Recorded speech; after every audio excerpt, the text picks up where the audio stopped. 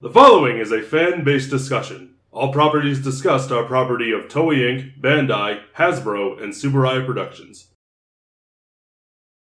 Hello everybody! Welcome back to another episode of Tokucast Reviews, episode number 152. Yes. Kikaider. Android Kikaider. We are going way back with this one. Yep. To 1971? It's either 2 or 3 because it came after Rider. Let's start what we usually do. We'll talk about this opening. It is 72, you were right. July 72 to May 73. Yep. So Marcus and Jacob are here to discuss Kikaider. We will start with the opening. It's short. It's very short. Very short. Very Showa. Very Showa. They don't really say much in the lyrics except for Kikaider, jump and go, and things like that. It's sort of...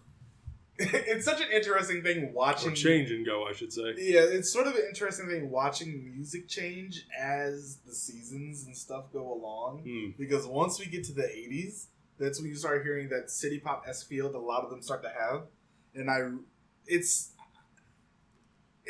fun seeing like other things evolve at the same time than like just the show. You get to see that music evolution. That's not something I can really speak to because I am nowhere near as big of a music lover as you are, and I know you love your city pop. For me, it was trying to go see him while we're there. Nice. The thing that really stood out to me, as far as the filmmaking goes, just how much this show truly felt like it, even though it came after it weirdly feels like proto-Kamen Rider. It does. It weirdly feels like a proto-Kamen Rider that was made after the fact. I don't know exactly when Ishinomori came up with Kikaider in 01. I don't know if it was before or after Skullman in terms of the manga, but yeah, it really does just feel like a different, Ichigo. It was the same year. Oh. Original run was 72 to 74. Well, that's bizarre. Yeah. It feels so much like something that came before Kamen Rider, despite it not. Also, I love just like a little bit of tidbit of the show that we are going to be reviewing later with Kikaider 01. When 01 shows up in ZO, and they have like the people chanting 0101 in the ZO movie, it's Kikaider 01. Because he did not want people to take pictures of the 01, like Kamen Rider 01 suit yet. Just a fun little tidbit. Interesting. This show. Showa-ass Showa. Yeah. Is the best way I can describe this thing. Showa-ass Showa, if ever there was one. Yep. And I think one of the things that helps distinct it from Kamen Rider, which I think would have been airing around the same time, maybe 71 to 73. Yeah. So this feels like it is aimed at a much younger audience. Yeah, it felt that way to me. This one is much more cartoony, and yet at the same time is not afraid to have a body count and murder lots of people. I think the thing that makes it feel more cartoony is the guy who's like the descendant of Hattori Hanzo. Who's just like the comic relief for most of this show. Oh, you're talking about the Private Eye. Yeah. What's his name again? I don't. I've got to pull up. Hanpei Hattori. Yes. Hanpen, as they call him. Yeah, from the first episode, Ace Private Eye, Hanpei Hattori, descendant of Hattori Hanzo. It's such like a weird thing, though. I'm just like, why are you here? Because you don't fit. Weirdly enough, I feel like he does. As the show moves along, yeah, he's very opportune. I think he's honestly the one that I remember the most. Besides Kikaider, of course. He's certainly there a lot. He wears, he has the distinctive glasses that he's always wearing. The actor has a great, physicality. He's always very energetic and moving around in the screen in very, very boisterous ways. And I think he's a great physical comedic actor.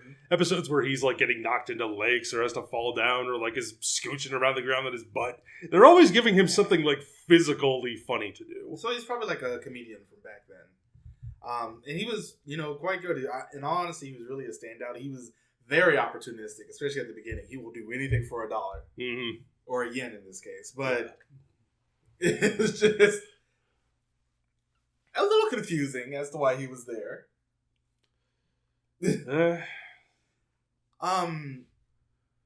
We're not going to talk about the show as a whole because it is show up. I mean, we like the whole thing, yeah, but like more holistic. Yeah, it's a very holistic than like the plot of the show, because the plot of the show is there's an evil organization, dark, pretty on the nose, between that, God, crime. Still my favorite. Oh boy, doing all the crime. But yeah, we have Dark, who I think kind of an interesting twist. We have like the one evil human who spends, the entire show inside of the base on that one set playing hot cross buns. Oh, God. That's such a and then we have a bunch of kaijin that he sends out to disrupt and kill and do all the bad things. They're androids in this case, yeah. There are also some really bad designs. Oh, yeah. Among them. My personal... It's a crow, right? It looks like a narwhal. Or a penguin, or... Picture here. What penguin has that nose? The one that's looking up at the clouds. It's kind of like the head of a... It's like the head of a seabird, the flippers of a dolphin, and then the pants of a guy wearing cargo pants. This is one of the cheapest things I've ever seen on a show like this. That's why it's so weird to me. A lot of these kaijin designs are bad. Very bad. That is a word to use, yes, for sure. But I would also say, like, they're too big. Yeah. A lot of them are weirdly too big. One that really sticks to mind was the Scorpion. Sasori Brown, who is... It's so big and, like, poofy. Like, it kind of looks like the Michelin Man grew scorpion arms with a big old tail. It's like, I don't know if this show didn't have the budget or all of the budget was being funneled towards writer, especially at this time. But, yeah, oh, no. Because it is much shorter. It's 43 episodes, so it is much shorter than Rider. There are ways that they do get around having to get arounding their money and whatnot, or the lack thereof, in terms of how they shoot it. For example, the henshin sequence is always shot, it's like they shot one thing in like a closed space. And I feel like more so than Rider, this is one thing that makes me think that this was geared much towards younger children than Rider was, is that sequence. Because we are in a closed environment, it's just him playing to the camera. Like, this is something that kids are supposed to mime with and play along. He thrusts to the camera, 3, as in, 1, 2, 3, and then he changes. Which I think just plays to that because of the fact that we both did it. Yeah. We watched it how many times? It's burned into our brains now. I hated it. Oh, you hated it, really? It felt... Okay. Like, I can understand if they're trying to do something like that, but man, did it feel overly simple. And also, it didn't feel like it actively did anything. At least with, like, the Typhoon Belt, the wind has to go through it, it has to spin, that's a fair point, that transforms into it. This is just... 1, 2, 3, and I'm just like, switch on. Yeah, what does that do? I'm glad you asked. And I think that speaks more to the tone of the show compared to its contemporaries. You look at this one, it is because Kikaider is an android. He has a human form. Actually, that brings up something. We'll talk about that in a second. Okay, but yeah, it switches to his Kikaider form. They do a little animated bit from the negative space, and then it's just boom, there he is in the scene. Boom, there it is. Mm-hmm. And compared to Kamen Rider, which is, he actually is like henching in the moment. We see him more in the environment. He has to leap into the air to get it to work. And this is more like, well, time to change clothes. And it feels very, very simplistic. I think that's the way to view it.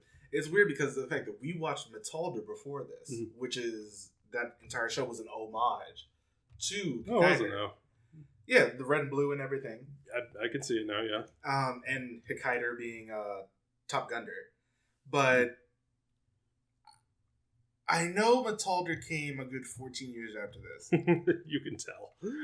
But it feels like Metalder fixed the issues that I had with this show. Mm-hmm. Where Metalder felt much more like a robot. Jiro doesn't for some reason. When he's in his human guise, especially, he plays him like like you described this when you started watching the show. You texted me. You said this kind of feels like a Zubat prequel. Yeah, a prequel to Zubato, but without the charisma. Oh, ouch! But it does kind of feel like that. He's got the guitar. He has that, one outfit that he wears, and it feels very Showa manga hero with like the denim, like the denim jacket and the jeans and the brightly colored t-shirt. It feels very Showa manga hero the way he looks. Whereas Zubat felt very like fantastical troubadour who is out righting the wrongs of the world because I'm just that cool and that sort of thing. I freaking love Zubat so much. Such a good show. But yet, I had such a problem sort of getting into this show, and I will say this first and foremost: this show does not get a point until episode 36. And I mean, as I said in the beginning, Showa, there's a monster. Go fight the monster. That's really all we got. I understand he was built by a scientist who was kidnapped by Dark along with the scientist's daughter. They also have a little brother who's living on his own. The scientist ends up getting captured. The daughter and Jiro get away. Mm-hmm. The little brother almost ends up getting captured. So it's just the three of them basically driving around with Hanpin showing up every once in a while. Mm-hmm. The biggest issue was the fact that what was the name of the Professor Kurogane? Professor Komyoji. Dr. Nobuhiko Komyoji. Yes. He is, he gets away, but his memory gets wiped for a little bit, and then, he comes back, he turns up as a police officer, he ends up getting re-kidnapped after he, escapes briefly. But there isn't enough of a thread to really make that work as a compelling story point until Kikaider shows up. Kikaider is when this show actually got interesting. Because Kikaider is basically Dark Kikaider.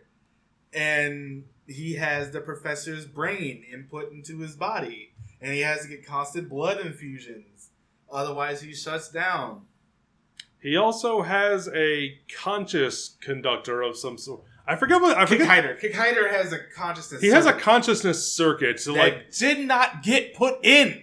It didn't. It wasn't finished. It was there, but it was incomplete. No. Yes. They describe it as being incomplete. But if they finish it, this is one of the things about this show that drove me absolutely nuts. Insane. So every episode, the lead. I have to look up his name. Whatever the head guy from. Professor Gill, I believe. Yeah, Professor Gill, our only human of Dark, who's there. He's wearing his Japanese clothes. He's very heavily make-upped, the facial hair, everything. He's very darkly lit. It's he's not evil enough. We have to dress the setup and dress him up to make him look evil enough. Give him an apple to show him how much of an asshole he is. But and every episode, Kikaider, and it's always as Jiro, he'll be out there, fighting some dudes or some henchmen or whatever.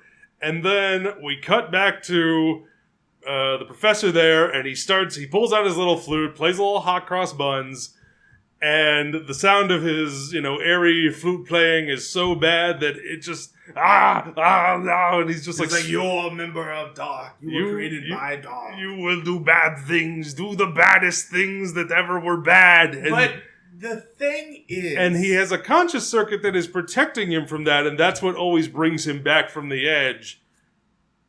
If he has it completely... This happens in one of the first 4 episodes. In episode 2, thank you. In episode 2, there was a point of it's we have to completely install the conscious circuit so that you won't be affected by this anymore. And his daughter... is we have all the stuff to do it right here. We can do it right now. But Jiro's no. No. for some reason, it is some nonsense about like, I'll be me. Stuff. It's like, I won't be me, I'll be me. I will not be Jiro, I'll be Kikaider. It's like, but you're both.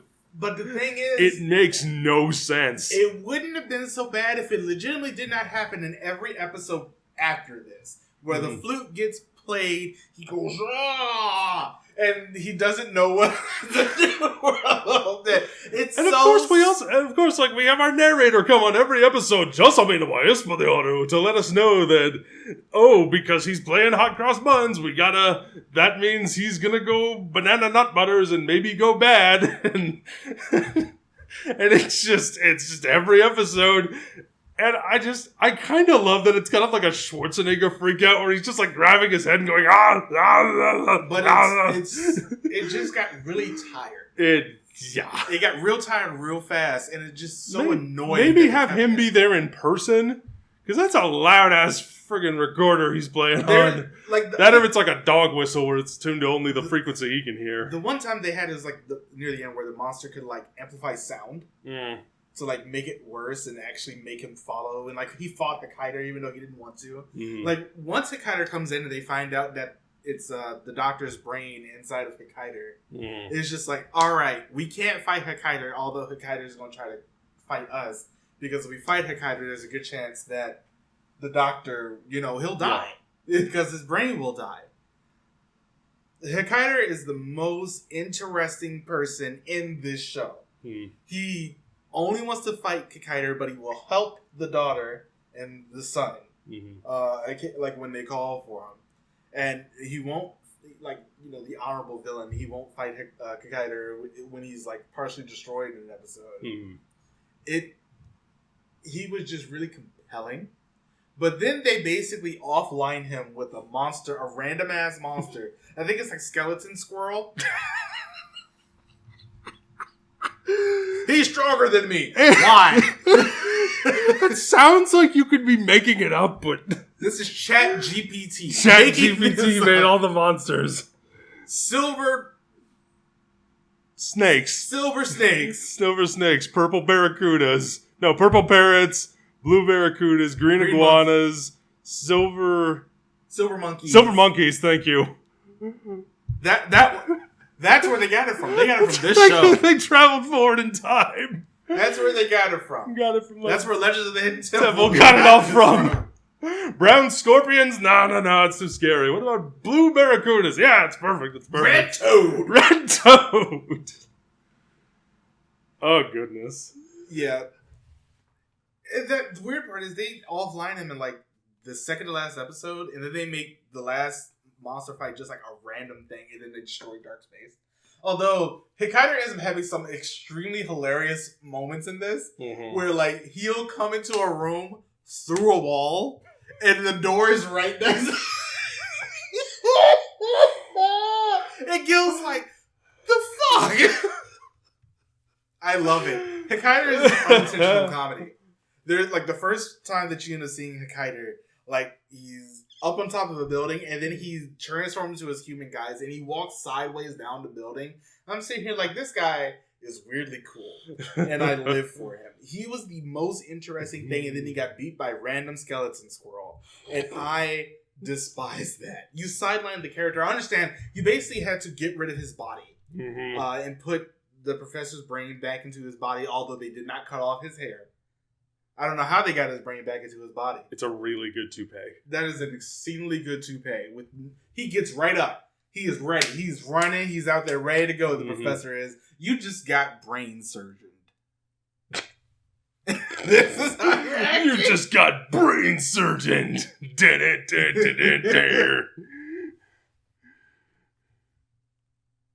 Anything else you would like to add? No. And the daughter and the son go off, live their life. Jiro goes, I'm going to become human or something. I think my biggest issue with Jiro... Now we go find Monstro and make a wish upon a star. I think my biggest problem with Jiro, and like I said, this is something that they fixed with Metalder, he's acting too human.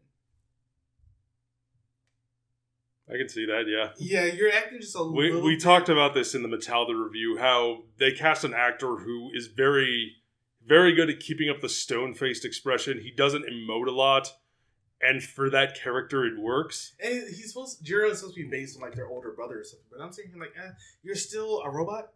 You shouldn't really know how to interact with people. It should be, it's something you could do for character growth, shall we say. Something where, like, he starts off where it's an android imitating what its computing is telling it, this is how this person would act. And then as the show goes along, he becomes more and more human. Which is what happened to Metalda. But that's not the way that stories were really told back then. And I think that honestly ended up hurting the show more, even though they did so in Metalda. I mean, it's like the silver age of comics in America at the time. You had, same bat time, same bat channel. We're going to go fight the Joker. We're going to go fight the Penguin. We're going to go fight Egghead. We're going to go fight whoever is out there that is doing the crime. And we will fight them. We will beat them. We will return to the status quo. And the next episode, we'll do it all again. Yeah. And that's just how stories were told back then. Until the 80s, late 70s. It's just, there wasn't really a lot for the character. There wasn't a lot of nuance in superhero stories. And it's interesting to see both sides of the hemispheres play it that way. Yeah. Especially when you can see it over a period of time like this, where you have Kikaider and you have Metalda. And that's almost the same show. But Metalda is just like, let's make our villains interesting. Let's make our heroes interesting. Although to a lesser extent. It's just one of those things. But yeah, I'm honestly, I'm not going to really recommend this show. I will recommend the last 6 episodes because really you don't need anything prior to that. Like a lot of shows that we've watched, it's interesting as a time capsule. Yeah. Watching it for entertainment purposes didn't yield much of that. Yeah. But to watching it and seeing, just like seeing the filmmaking that was used and seeing shades of what would later go on to be in later shows and, like suit designs and how have they changed over the years and what did they used to look like and how they've evolved over the, as Toku has gone on. It's interesting on that level as a time capsule for sure. But yeah, as a narrative engaging experience, no. Yeah. Anyway, next time, join us. We're going back to Rider. We're doing Super 1. No, we're doing Skyrider. We're doing Skyrider first. And then we're doing Super Rider at a much later date. Super Rider, Super 1. Super 1 Rider, yeah. Yeah, we're deep into that 70s and 80s right now. And I'm sort of excited for it. Because I love watching shows from this time because I think they're a lot easier to just digest. But at the same time, you sometimes want a little bit more, especially if there's a tease of something more. But yeah, let us know what you think about it. We were spoiled by Don Brothers. Oh, so much. We really were. Oh, this is what's possible. We also got spoiled by Zubat. And Golbat. And Crobat. Let us know what you think about Android Kikaider in the comments below. And don't forget to join us on all the things. And we'll see you next time. Bye, everybody. Thank you for watching.